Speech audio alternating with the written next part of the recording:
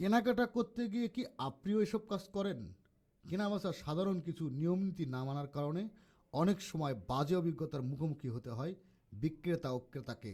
তাই চলুন জেনে নেওয়া যাক কেনাবেচার সাধারণ কিছু আদব কেতা। ঈদ সামনে রেখে বিভিন্ন শপিং মল, মার্কেট আর মেলাগুলোয় কেনাবেচার ধুম পড়েছে। এই ভিড়ে ক্রেতা ও বিক্রেতা উভয়ই সবসময় ভালো অভিজ্ঞতা আশা করেন। বাস্তবার মধ্যেও নিয়ম মেনে চলা জরুরি। ঈদের আগে সবাই তড়িঘড়ি করে কেনাকাটা করেন।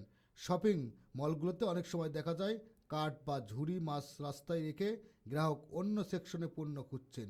এতে পুরো করিডোরে জ্যাম লেগে গেছে। তাই বেখেয়ালি না হয়ে করিডোরের যে কোনো এক পাশে কার্ট নিয়ে চলা উচিত।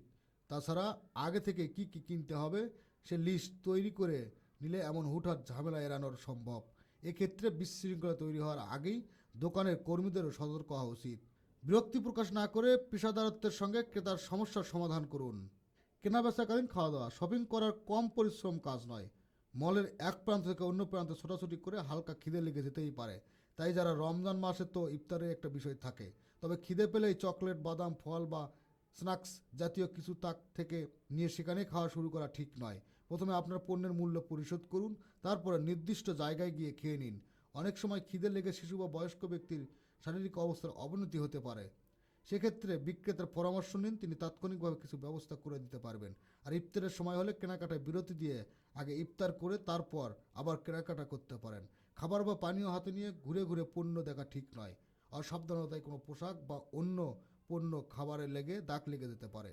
ফ্রি পণ্য মানেই বিনা শর্তে নয়। বিভিন্ন ব্র্যান্ড বা নতুন দোকানে কিছু পণ্য বা স্যাম্পল ফ্রি দিচ্ছে বলে প্রচারণা চালায়। এলে আদতে সেটি ফ্রি কিনা ভালো করে জানুন। হয়তো সেটি সম্পূর্ণ ফ্রি নয়, সেখানে কিছু শর্ত আছে। যেমন কোনো নির্দিষ্ট সেবা নেওয়ার জন্য অন্য কোনো পণ্য ক্রয়ের বিনিময়ে ফ্রি পণ্যটি পাবেন। আসলে প্রত্যেক কর্মীর প্রতিদিন কিছু সেলস টার্গেট থাকে, তাই ফ্রি পণ্যটি নিয়ে যাওয়ার বা খাওয়ার আগে বিস্তারিত জেনে বুঝে নিন।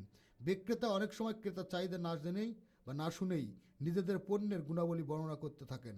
শর্তাবলী বিষয়ক বিস্তারিত কিছু না বলেই সেবা প্রদান করা ঠিক নয়, এতে গ্রাহকরা প্রতারিত বোধ করেন। তাই আগের অফারটি ব্যাপারে বিস্তারিত জানানো ও সেবা গ্রহণের সম্মতি নেওয়া উচিত। অনেক সময় সেলুনে গেলে চুল কাটতে কাটতে ফেসিয়াল বা হেয়ার স্টেটমেন্ট নিতে গ্রাহকের প্রবলুদ্ধ করেন সেবাদাতা, যা ঠিক নয়। এতে গ্রাহক বিরক্তি হন, অনাস্থা তৈরি হয়। অতিরিক্ত সুগন্ধি ব্যবহার না করা। পরিপাটি হয়ে কেনাকাটা যেতে সবারই ভালো লাগে, তবে মাত্রাধিক সুগন্ধি ব্যবহার করার ক্ষেত্রে একটু সচেতন হওয়া উচিত। অনেক সময় সুগন্ধি বিক্রেতার অনুমতি না নিয়ে স্যাম্পল সেখানে শুরু করেন। পণ্য দেখানোর আগে অবশ্যই ক্রেতার কাছে থেকে নিশ্চিত হয়ে নেবেন, কেননা অনেকেরই অতিরিক্ত সুগন্ধি পারফিউম অ্যালার্জি, মাথা ব্যথা বা বমি ভাব দেখা দেয়।